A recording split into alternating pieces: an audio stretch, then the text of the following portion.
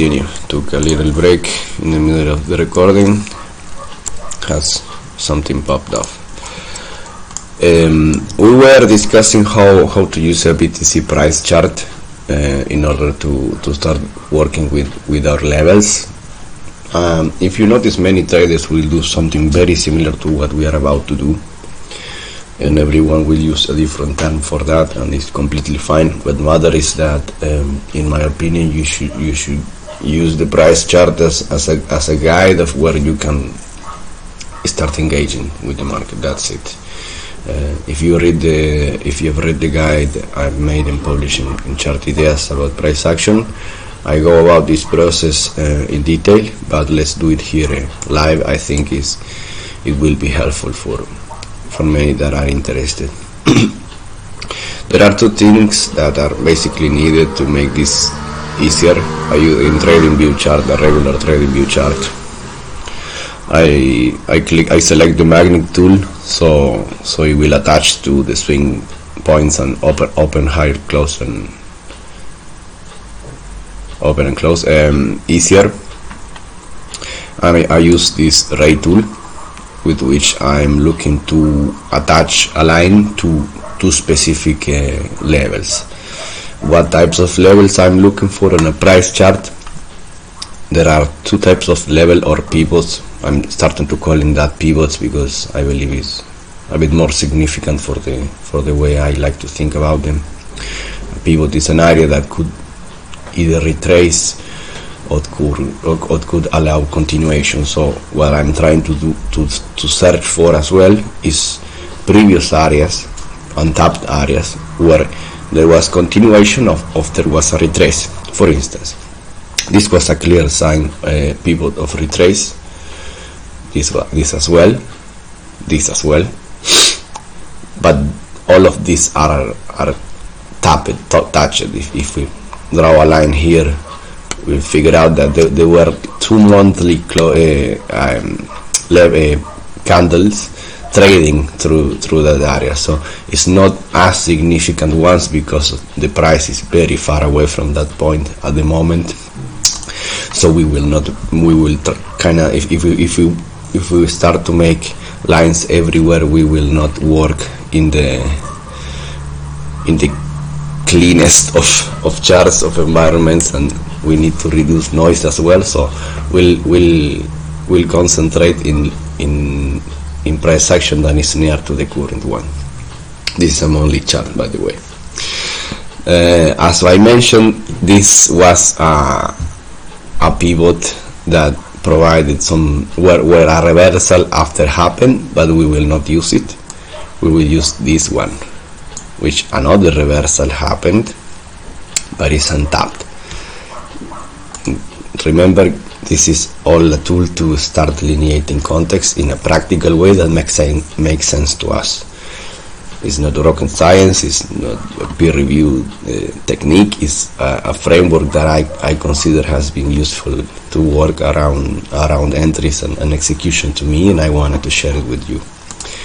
The other important consideration is that I use different colors.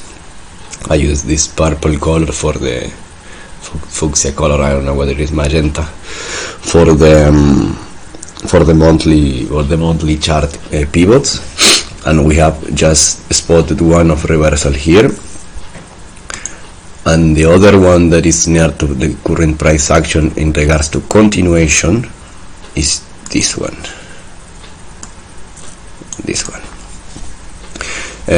Could we use this as well? Yes, we can most certainly use this pivot as well. One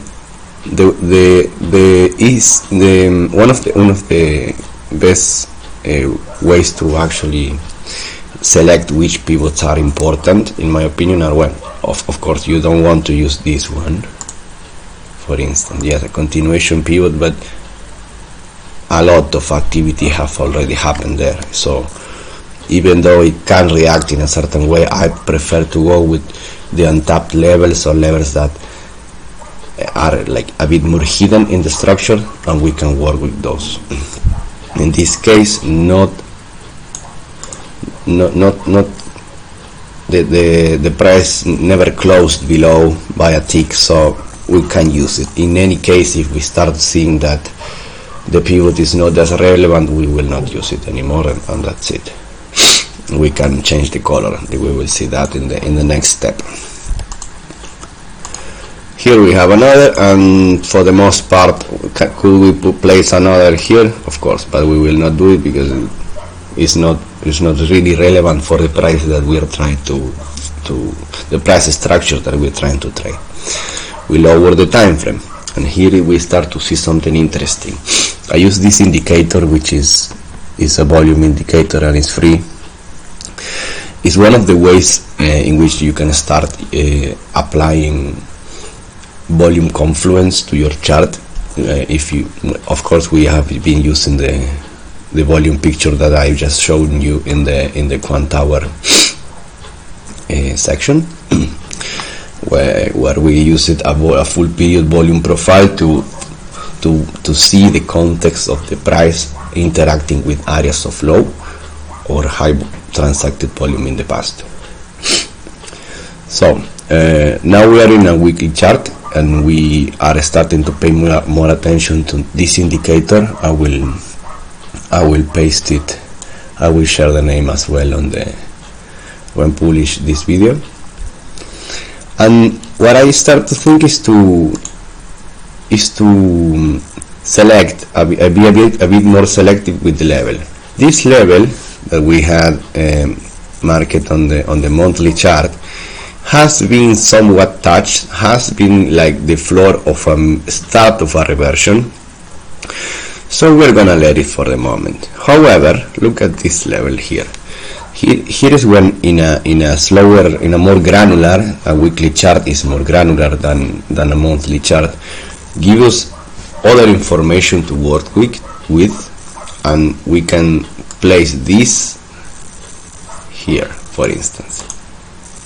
This is a high volume sell-off that we had over the course of several weeks. I like the place this pivot is located, so this one we will not move it. But I also like the fact that this week started with a even bigger sell-off,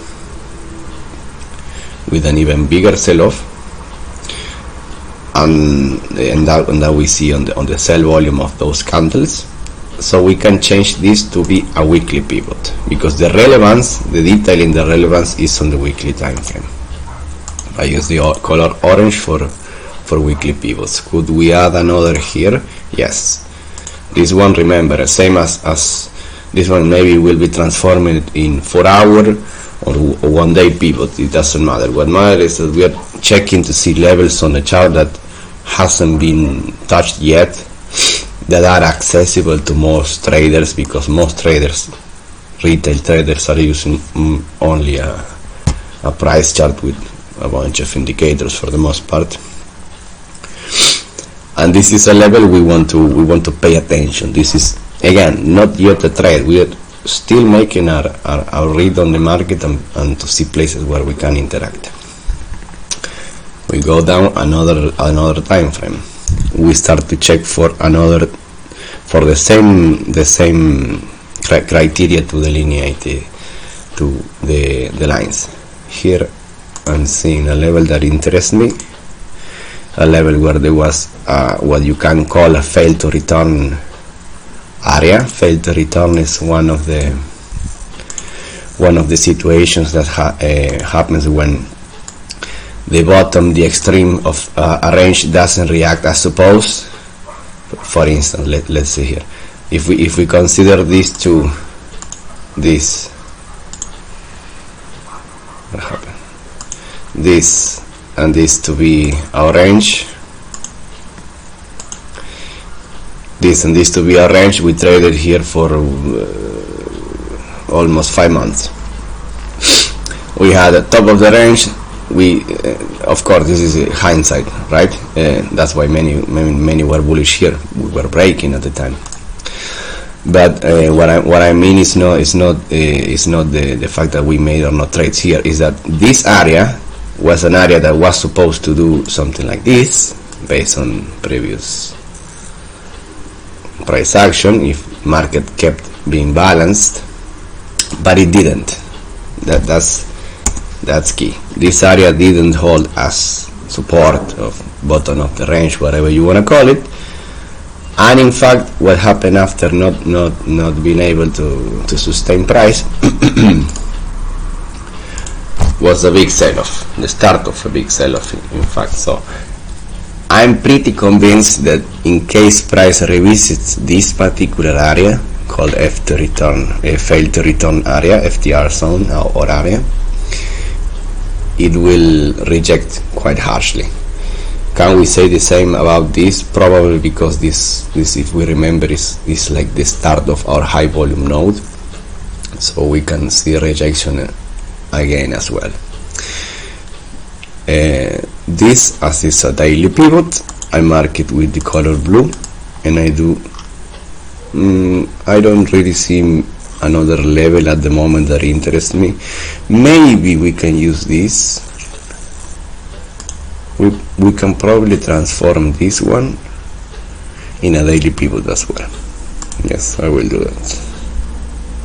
Again, this is discretionary, you don't have to do it the same way I do, but it's the tools that I use to have my lines on my chart can be thought of not a much technical approach, but remember, what we need is a framework to work with. We don't need a peer review framework that scientists approve or something like that. Yes, it's important to be objective when it comes to trading, but questions sometimes like, it's important to add a wick to a certain structure. Maybe if you're going to place your stop in a wider fashion due to a wick, well, do it. But what matters is that you can manage your risk around the structure you're playing.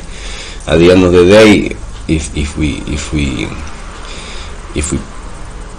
pay attention to what is happening on the market on all time frames, what we find is that we are interacting at areas where to us makes sense in a 5-minute chart, and maybe is an area where a big participant is interested on the monthly chart. So that's what I believe, and why I believe delineating pivots will be helpful with that aspect of trade location and trade selection. Finally, we go to the 4-hour chart, and here is